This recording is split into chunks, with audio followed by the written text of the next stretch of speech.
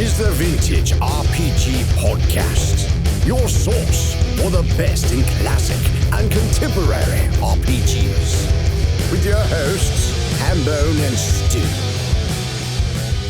Welcome to the Vintage RPG Podcast, coming at you again from the clubhouse, hidden somewhere in the swamps of New Jersey.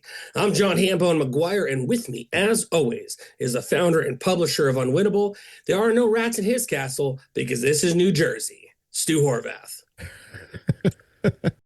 That's right. We're a rat-free state. Yeah. You can take that however you want to mean. Whichever way feels right to you, it is the way. Yeah, we're both a little bit under the weather and recuperating. I'm a little farther along than Hambone here, who's doing his best Rolf the dog impersonation. Well, you know, for what it's worth, Ralph is my favorite Muppet. That's actually my favorite Muppet is Rolf.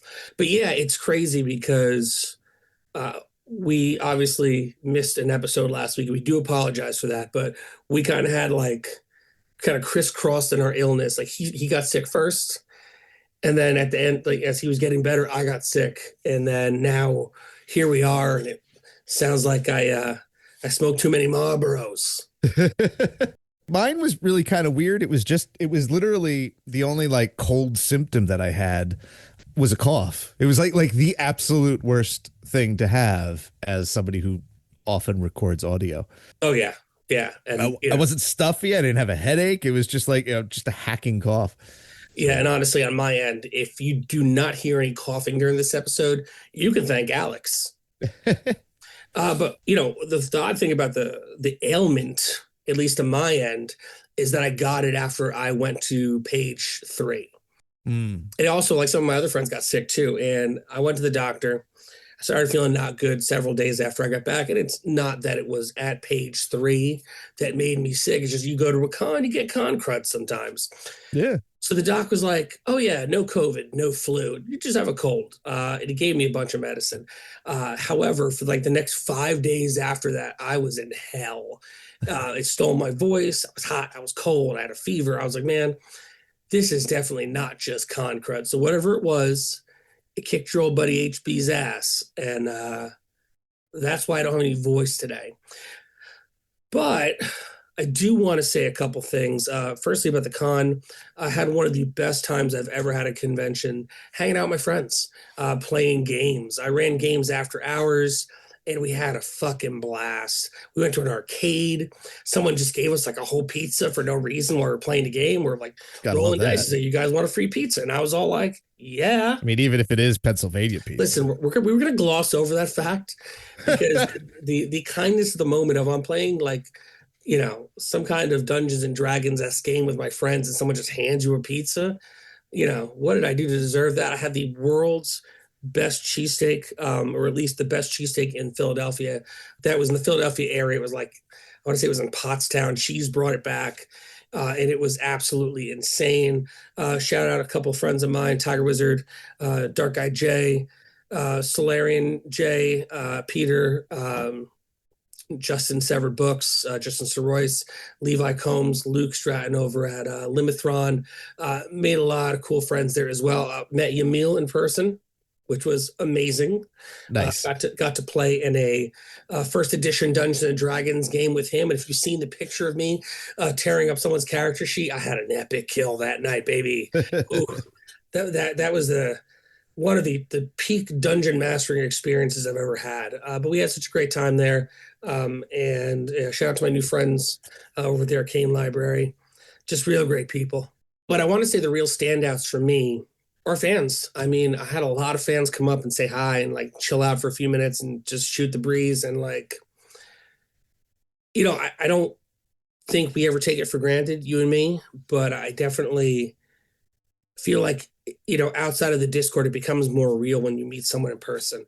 And I think it's the weirdest thing in the world, man. I'm like Zaphod Beeblebrox, where I'm like, I'm just this guy, you know?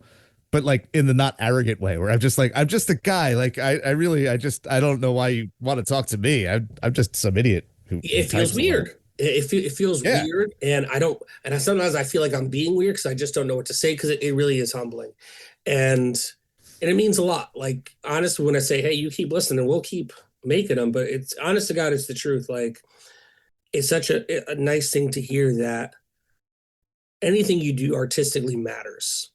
And the fact that it matters to so many of you really does make me get up and want to record on a day when I sound like a frog that is talking through a tube of sandpaper. But yeah, y'all came up and it really did make my day. And I talked to some people offline as well, and they, let me know that they appreciated the show. So I just want you to know that we appreciate all of you. And even if we act really awkward, if you meet us in person, we're humbled. We don't know what to do because it doesn't come naturally to us, And then finally, like I talking about people, talking about friends, things are kind of fucked right now. They've been fucked. And, the elephant in the room is the one that everyone can see. But I just want to say, on behalf of Stu and myself, we stand with our friends in Minnesota. We stand with the people of Minnesota. We stand with anyone who stands against fascism. Because if there's one thing that we do not tolerate, we do not stand, it's fucking fascism. So, do with that what you may. I know some people are not going to really enjoy that, maybe stop listening, and that's okay. Because it's funny. I put a little in my newsletter a couple weeks back. I put these zines in. They're fantastic zines. They're all localized. And it's like how to watch out for ICE and like who to call in your area for rapid response. And I just put it at the bottom of the newsletter out of, my reflexive solidarity with working people and anti-fascism. And I never notice when the number of subscribers goes down, but I did that week. And it was just like, oh man, 8 people left. Holy crap. And like, now I don't know that those 8 people are fascist assholes, but I think they are. And it makes me laugh. Really. Yeah. It's just like, oh man. Yeah, it's kind of like the way I presume that everyone who is speeding on the highway and cutting me off is just really racing somewhere to take a shit. Right. And I'm not like going to assume malicious intent. I'm just thinking maybe they got a turtle head poking out or something. But yeah, I just wanted to let it be known because you won't ever see me posting about stuff on social media because no one ever sees my shit on social media. So this is the platform that I have, this platform that we have.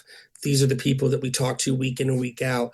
And we just want you to know we're with you. If you are against decency and kindness and empathy, then we are definitely not with you. So this is the kind of party where we will not feed you and shake your hand and give you a hug if you are a fucking fascist. Yeah. That's all I got. I think that sums it up. Let's talk about things that people actually want to listen to. Yeah. So music, not just any music. Now I know that there's a long tradition of sort of heavy metal and harder music being entwined with the imagery of fantasy and by extension, role-playing games, Iron Maiden, Judas Priest, Black Sabbath, that's all sort of ingrained in the hobby, even if the hobby wasn't ingrained in that initially. It became that. And then in the 90s, punk and goth stuff became more part of the hobby. Geez, Planescape is basically Nine Inch Nails video, the RPG setting. It really is. There's so many goggles in that game, and then like you get the steampunk stuff, and it's just like there are natural crossovers between music and role-playing games that have been well established. But I want to talk specifically about a couple bands that I think sort of are emblematic of like the idea of role playing. Like I think it's baked in deeper in these folks than your average. Like Iron Maiden wrote songs about science fiction novels, and that makes it naturally like, oh, I love when I was in the 90s, you would throw Iron Maiden on in the background while you're playing D&D, and like it just fit. But it fit accidentally, Yeah. Whereas I think that these 3 bands and maybe a couple others that we'll mention briefly are sort of more of the hobby, coming out of the hobby, and reflective of the hobby in different ways. First off is Hällas, a band that is just, they are so, well, they have a new album coming out. I think it drops on Friday. Oh, how timely. Yeah. Look at that. Me being timely. People call them prog And I guess they have proggy moments, but they really sound to me like just a hard rock, like light metal, very much of the 70s and 80s. It's just, and their sound is so clean and bright, and they sing songs. The first couple albums are all about this guy, I believe is named Hällas, who is like a knight who's falling through time and space and righting wrongs and battling dragons and stuff. They have a fantastic early song called Star Rider, which is just, it has synths, and it is, I've tried to explain it all. There's just something about it. It makes me nostalgic for being nostalgic. Yeah. Like it's not, I don't, because it's music out of time. It doesn't remind me of anything. Like they say that they're prog. They cite bands like Uriah Heep, but I'm just like, really?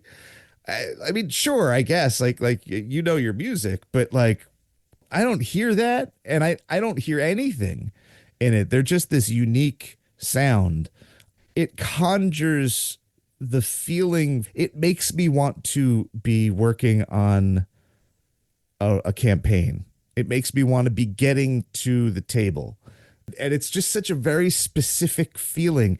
And I guess maybe in a way, a lot of their songs are like montage music where like I could easily just picture people getting ready to play role-playing games while listening to their songs. It's very strange and intoxicating.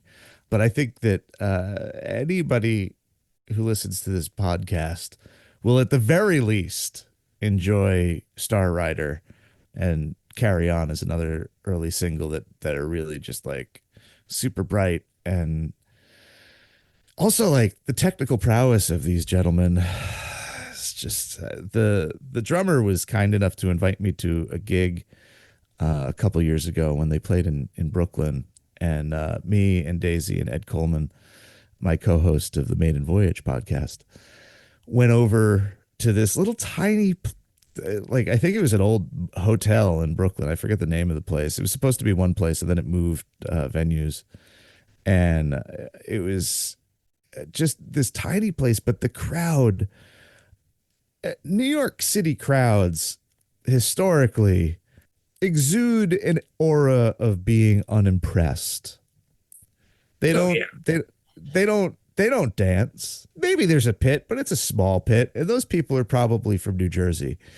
You know, like the New York City, the New York City crowd has always been detached and too cool, and it's a bummer because like sometimes you want to see a band just like have the crowd go insane, because you know that happens other places, but it rarely happens when you're standing by the bar in New York City venues. But it happened here. People were just off of their rockers, so excited for this band. Like it just like, and you know, they're dressed up and they have like these sort of like star people robes and outfits, and they have a strange look that definitely gestures at sort of like a retro Euro thing. They're from Sweden. Got it. Yeah, so like there's an ABBA thing in the look and the feel of everything. Bro, I love that shit. Yeah, there's glitter and rainbows, but people went nuts for this, and it was a small club, and like they are just so good competence with their instruments on stage, with very elaborate parts at some points, because they are, you know, they have their proggy moments. The keyboardist, I think, is the one that really held everything together. You know, if he wasn't there, I think that it might have drifted into a little bit of chaos, but there was no chaos. It was just, they sounded like the record, and it was a feat of musicality that I've not really witnessed. And it was such a small club that was relatively, you know, maybe 100 people there, 150 max. It wasn't uncomfortable at all, but the 150 people who were there were the truest of true believers, totally on board with this extremely odd, operatic kind of science fantasy experience that Hällas delivers, and is just very much worth checking out.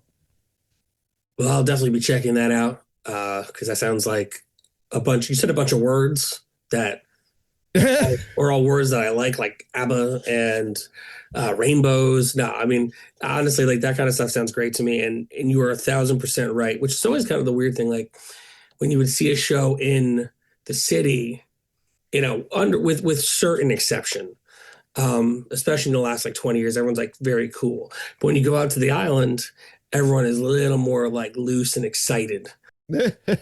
Which is, I guess, and I kind of think that New York cool is kind of like lost on everyone now, which is great because it kind of sucked going to shows during that time period. Unless it was like Coney Island High or CBGB's, everyone was real stiff at these shows. I mean, part of it is as a middle-aged guy who likes to lean on the bar in the back now. I understand how New York cool is like is armor for when you're tired. Oh, are you disaffected and cool, or are you just really kind of sleepy and don't want to be standing there for more than 2 hours? I don't know. I think that maybe New York cool is a way to look cool while being while wishing you were in bed. So maybe your New York cool theory is your version of like my guy speeding, racing home to take a shit theory. Like, you don't know. Yeah. He could be an asshole. He could really have to poop. Wow. All right. Wow. That just changed my mind. You don't know the battles people are fighting inside. And it might just be a battle against taking a nap. What are you going to say? That is sort of the thing that has always plagued the New York scene, I think. Yeah. But I do think that part of it is just if you look disaffected, you don't have to like put a lot of energy out. And then fair play, man. Fair play. So what else you got? Yeah. So I mean, it's hard to match the weird Lord Slough Feg. I don't remember. I mentioned this on the radio show, and I did the research for that about how to pronounce it, and then I forgot. Slough Feg, SLOUGH space FEG, California band, I think by way of Pittsburgh, maybe. They are a metal band, and they have now done 2 records, one full LP, one EP, based on their concept records about the science fiction role-playing game Traveler. The first one is just called Traveler. So and both of them are styled they're presented in the style of the book covers from the original games. So like it's, a little colored line and line art, and like it's just one of those things where it's like I understand why it's just wonderfully niche to do this and to be like I'm like, because Dungeons and Dragons is like the lingua franca, right? Like everybody understands D&D as a touchstone culturally, right? But to do Traveler, you're really limiting. You're going to have a lot of people. A small portion of your audience is going to be like, oh, whoa, you cut an album about Traveler. And then like the rest of it, the 90% of it that doesn't know what Traveler is going to be is like, oh, this is just a cool science fiction album, where the Traveler part doesn't get you any, like it's not getting you much. I feel like I respect the choice. It apparently spins out of the singer's campaign. I mean, that's pretty incredible. Like my buddy Brian from Arcane Sword Press, he's big Traveler guy. So I'm going to message him now. I'm sure he's heard of it, but like, that's crazy. Like of all games, Traveler. Yeah. And then just to name it Traveler is sort of amazing. But that is sort of, I don't know much about Mike Scalzi, who's the guitarist and singer and basically the main guy. It seems in line with his attitude towards his music to just do whatever. And I have to mention, not only is this a heavy metal rock opera about Traveler and his own campaign, and I mean the characters, it's weird. Like the subject matter is weird. Like there's a bounty hunter who's got like psychic spores that he gets turned into a dog alien called the Varger. And there's an evil scientist who's trying to take over the galaxy. And there's a time dilation thing. If you really try and follow the story, it's It's a lot. And it gets weirder with the EP because I'm not sure. I think the EP happens later, but like none of the main characters are really in it until the end. Um, all that aside, one of the best heavy metal albums of the 21st century, like without any hesitation in me. Like you listen to there are guitar solos and arrangements and vocal part melodies that are just absolutely insane in that album. I like the EP slightly less. I think the Traveler from it's 2003, so it's 22 years old now. Crazy, right? Yeah. So not even anywhere near like if you did a Traveler album now, I feel like okay, like role playing games had the post pandemic kind of like oh people are a little bit more aware, but in 20 years ago like nobody cared. No one cared about Traveler. Amazing. I don't think there's a single chorus in the album. Really? Like I think that I mean there's maybe a couple lines that repeat, but for the most part it is really like operatic in like there are themes for the characters. It's confusing as heck because you don't know, he doesn't change his voice, he just sings like Scalzi, so like he's always sounds basically the same, and sometimes he's having conversations with himself and you're supposed to pick up the theming of the music to figure out who's saying what, and you could do that if you listen really really hard. But like it does have like that magic flute kind of like the themes are driving it and there is no chorus but it still manages to be incredibly epic feeling. The final two songs are just like it builds because there's no chorus. It's just constantly building until it hits the climax and then like your face melts off. And I think it was a real accomplishment. It was like their third or fourth album. So ballsy in every single possible way to kind of like not just make a Traveler campaign record, but also to, make it like a freaking scorcher. I mean, couple things. First off, most people, and maybe it's just like a nowadays thing, but most people would take their campaign and try to turn it into a book or a zine that they could sell and have it live on that way. By going the route of making a band and music around it is like, I think much cooler, but man, much more effort, I'd imagine. Secondly, and this is going to, I guess, upset a lot of people, the statement I'm about to make, but you said it was what, 2002, 2003? 2003. So 25 years is generally 20 to 25 years generally the benchmark of when something can be considered vintage or classic.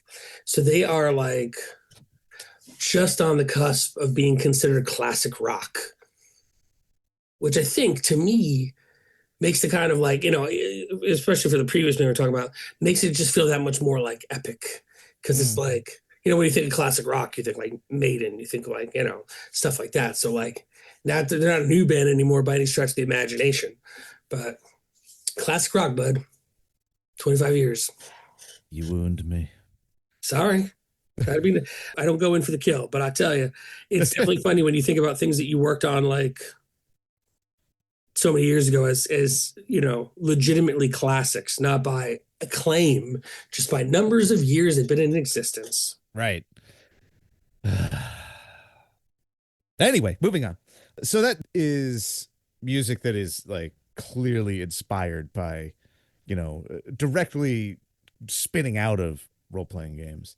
But I've recently come to appreciate some music that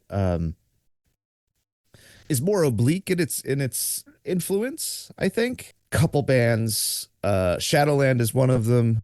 I'm not sure that I wouldn't be surprised if they played role-playing games.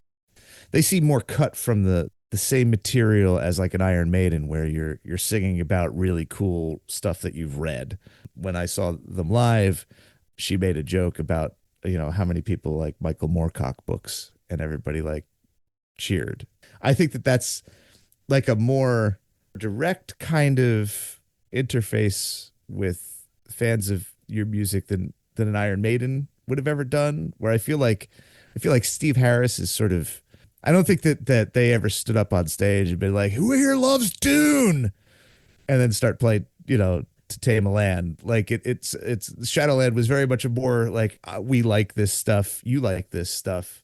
Here, let's revel in this stuff in a way that I think is interesting and different from the earlier era. A couple of years ago, I started getting into back into street punk and oi, and a lot of this Basque region punk. Mendeku Diskak is the one label that I really got into. And I just noticed that all of these bands, or many of these bands, let's say, were adapting sort of Dungeons and Dragons imagery. One band, Castillo, literally has imagery from, the Monster Manual on their record sleeve, or other bands like Lost Legion, which is not they're from Chicago and they're super cool. They obviously are just into the stuff, and it bleeds into their music and his lyrics. But I just feel like there was a point like when I was in the punk rock scene in the 90s and like listening to punk again, maybe this is a symptom of New York cool, but like there was a sense that like affected coolness. I don't think that most punks at that time would have copped to playing Dungeons and Dragons. I don't. Oh I no. certainly didn't. Like that would be weird, especially not like in the oi scene. Like the overlap there is I think indicative of just how far role-playing games have quietly penetrated the aesthetics of outsider spaces.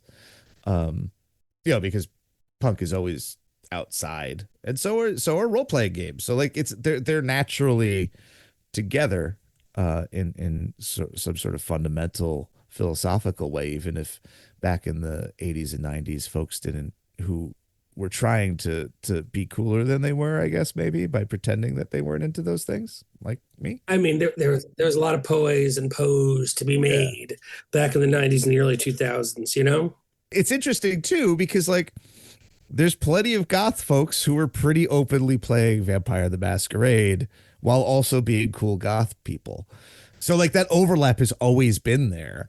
And again, goth music is a close cousin of punk and metal. But some genres, I guess, are a little bit more coy about their inherent camp. Which I like. You look back at Judas Priest and like, did they know? Was like how much of that is like tongue in cheek? I don't know. It's hard to parse sometimes. Well, Judas Priest is kind of a funny thing because like the whole time, no one knew he was gay. Right. So like you kind of like. But he did. Oh yeah, he obviously did. I mean, Jesus Christ, Turbo Lover, God. But like, it's one of those things where there's such an already like major layer underneath it all. Besides that, Right. Judas Priest rules. They do. They have a Joan Baez cover, right? Like this. There were choices made that are like really interesting, and like I don't know how to unpack them. And you just kind of like accept them. Anyway, all to say, the recent crossover heavy metal role-playing game Hotness, with 2 albums out now, I think, is Castle Rat. Oh yeah. Just sort of like people were aware, and then with this new album has just been everywhere last year, dominating the space. And I think that they do it sort of wonderfully. They are very much, they dress up, they have armor. Shadowland also wore armor, but and that's great. Like I love that. Like she's the singer is like a unicorn back with a giant sword, and sort of presenting these ideas, these fantasy themed ideas that are very couched in role-playing games to my eye. Again, I don't know that they play D&D, but I would not be surprised. But there's such a camp energy. They have like the stage show with the battle between the the Queen Rat and all that, and it's fantastic. You know, and like it's not just like it's not all front. Like the band itself is super good and tight, and like they're a really nice kind of accessible doom metal. I think is where I would put them. Yeah, I'd put them in doom.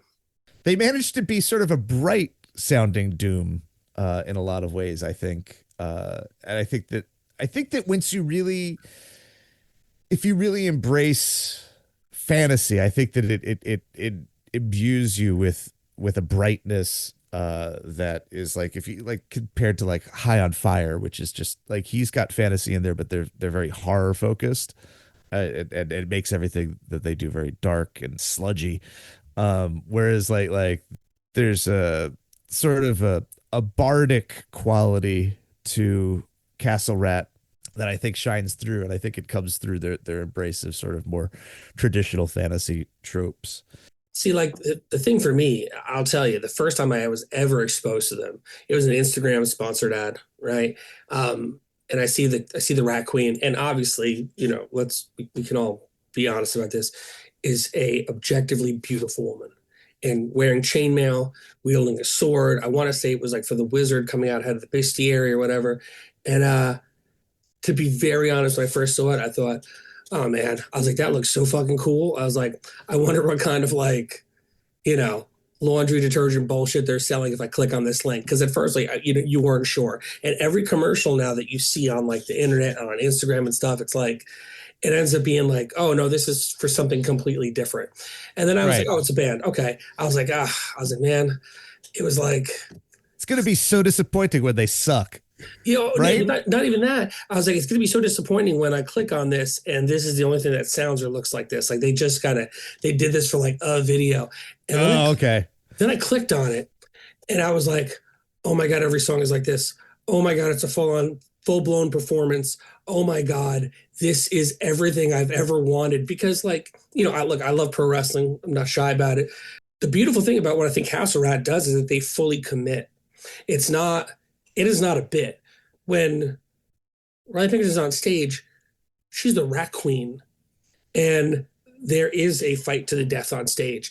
All the other members of the group have like backstories and reasons to be where they are. You know, when they now is forever in this realm, like everyone chanting together in unison. The riffs are heavy. The songs are good. The vocals are beautiful. Everyone in the band is fucking talented.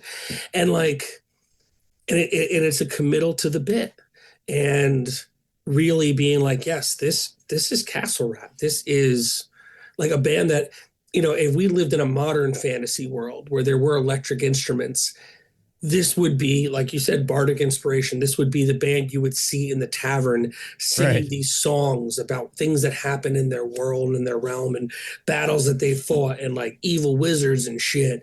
And, you know, the fact that they've kept it up album over album, like it just makes it even better. It builds such a stronger bond. Like, again, bro, I love Dio.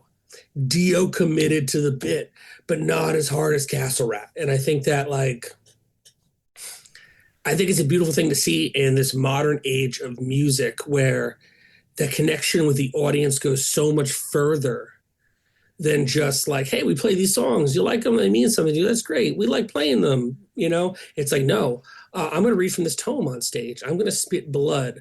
We are going to have a fight with a reaper. Like, you know, the guitar player is a vampire. The drummer is a druid. Like the bass player is a plague doctor. Like, what more could I possibly, out of a fucking nerd who's into all of this shit, want in one band? Like, it's like a super group of all my favorite things. I love the fact that you've put Castle Rat above Dio, a man who literally fought a dragon on stage. Listen, but like, you know, later on, there wasn't such elaborate shows. But and listen, I mean, please do not strike me down where I stand, Lord Dio. My hands are permanently in that friggin' metal hand sign. I love Dio, but like, you know, it just it's different, you know. I don't actually disagree. I think that there's something about Castle Rat and bands like and even like a Traveler, or you know, Slough Feg or Hällas, I think all of these bands have something. It's not as over the top as like Dio fighting the dragon, but and I don't want to call it truer, but I think it's more in step with the experiences of the people listening to it and how they picture things playing out. Castle Rat is like, as much as I love the theatrics of Dio, my Dungeons and Dragons games were never like a Dio album, but they could be like a Castle Rat album. That's fair. And I would love for them to feel like a Hällas album. I think it's all part of the same large language of fantasy in popular culture, but I think that wrongly or rightly, I think that it's just easier for these folks to present as people who have played role-playing games and or at least have strongly experienced fantasy culture in a way that allows stronger connection with the audience, a connection that is more reflective of their experiences. I can't imagine what it's like to be Dio on stage. Oh my God. You know, or like Iron Maiden, like just like such an over the top, huge, like everything about Maiden is big and soaring and huge. And it's just so outside my experience. It is like seeing a dragon in real life, right? Yeah. Like that's the closest I'm going to get to experiencing a dragon. Whereas like Castle Rat is not that. It feels more intimate or accessible to me, comprehensible, and it's a more ground level thing that I think is super cool. And I think that the existence of these three bands and others shows just how far we've come and how many options there are, and all of that stuff is good for the continuing growth of the hobby and its development and diversification. Can I tell you that one of my, if I ever hit the lottery, I wouldn't tell anyone, but there'd be signed things. Mm-hmm. All right. And I fantasy booked this the last time I went there. If I had my druthers, I had a bunch of money, right? I would rent out Medieval Times and use it as a venue for one night, stage right where the horses come out, right? Pack the place in, people sitting in the seats, people standing on the floor, like near the back at first, and have Castle Rat play Medieval Times. Deadly serious. But like the opening act be the Falconer. The opening act would be a bunch of knights fighting. And then you watch Castle Rat. I would go. Bro, yeah. Like you get the pre-show package, which is just the seats, not the standing room. Standing room is completely separate. Pre-show package, you get the seats. I mean, obviously no horses because you got to have the stage set up. But pre-show package, you get the seats, you get the whole show with the knights, the Falconer. Everyone eats those delicious friggin' chicken wings that they make, and then the actual, then general admission comes in. You have fucking full man playing Castle Rat. Bob's your uncle. I was gonna say earlier that like I couldn't imagine going to see Castle Rat live because I only want to see Castle Rat like in the forest amongst ruins. Yeah. Like, so maybe in an abandoned warehouse or a factory, then they won't be loud because there's no place to plug in. But I think that you've solved it. I think that the platonic ideal of a Castle Rat show is probably as the headliner at Medieval Times. I'm telling you, man, a one and done, shoot it live, let them sell it. Fuck it. Who cares? Like, if you're like, yeah, man, I saw Castle Rat here. I saw Castle Rat there. I saw Castle Rat at Medieval Times. Bro, do a meet and greet in the area where you meet the queen and the king. I mean, all things are possible, man. I saw Ohm at the Temple of Dender at the Metropolitan Museum of Art, and it was one of the most amazing things I've ever seen. Yeah, like man. just like thundering metal in an Egyptian temple in like that weird modern space. It was just it was in the Metropolitan Museum of Art. Like, what the frick? I'm just so saying, good. We could just put it out there, people. Just think like, Oh man, they should also play the Armory at the Met. Oh, that's true. We could book a tour, a weird ass Castle Rat tour. We'll go up to the where's that Armory? Is it at the Worcester Museum now? The Higgins Armory, like just like go to all of these America's Stonehenge. We can make this happen. The weirdest metal tour ever. Dude, I am super, super, super into it. Yeah, they can have this idea. I don't even want to like percentage. Like, just make it happen and make it cool. Yeah, I just want to come. I want to be there when it happens. Yeah. You know, comp me a ticket. Yeah, at one of the shows. That's all. That's it. With that, I mean, I feel like this is a good place to go home on it if we're just fantasy booking where we'd like to see a band. But yes, I think that we've run out of substance to talk about. Yeah. One thing I will say is that we're coming up on Zine month, Zemo, if you're nasty, and gonna be a lot of cool projects out there. I'm not doing anything this year because we have some projects we got to catch up on and finish up. But Zog, one of our favorite creators, is doing Return to Crater Valley, Secrets of the Mask. Here is Hambone's crowdfunding corner. Zog, best known for Blackout in Crater Valley, a VHS-era slasher RPG that was powered by Dungeon Crawl Classics. It is a stone cold classic. It is one of my favorite things that I've ever played with the DCC rule set, and this one is going to be a great follow-up to it.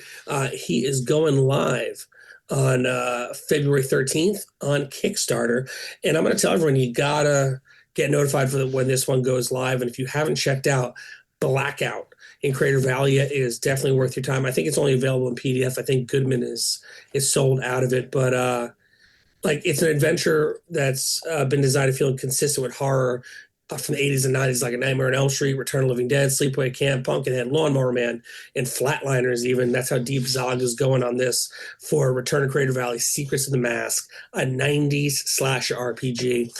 So check that out. And this has been another amazing episode of the Vintage RPG Podcast. Stu, where can the people find you on the internet?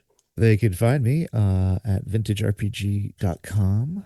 It's been very miniature centric lately. I've been posting weekly updates. I've been taking pictures of all the old miniatures and arranging them by year and sort of commentating on them. And I have a whole painting guide that I'm going to get up soon. And this week's posts, or now last week's posts, are all about miniature wargaming. So if you like miniatures, boy, have I got you covered. Yeah, buddy. You find me at John McGuire RPG on the Instagram. If you want to pick up anything from Ham and Egg Publishing, including A Girl Named Doom, anything 3-2-1 RPG, Zombie Brain Eaters, and even Days of Future Fairhaven, you can get over at hamandeggpublishing.com. That's our website that leads us to our Etsy, where we sell all our delightful books that we've created over the last 5 years. If you like the show, don't forget to rate, review, and subscribe. Your reviews really do help other listeners to find us. If you really like the show, why not become a patron? Patreon.com/vintagerepg. We got a lot of cool stuff happening behind the scenes there. We've got a killer Discord community we'd love for you to be a part of, and so much more. Patreon.com/vintagerepg. So for Stu Horvath, I'm John Hambone McGuire. I'll be back next week with a much better voice, I'm sure. May the dice always roll in your favor. Take care.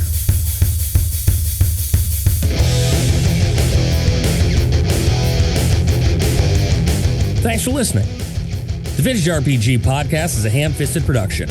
Music by Dead Go West. Art by Schaefer Brown. Edited by R. Alex Murray. Check us out at vintagerepg.com.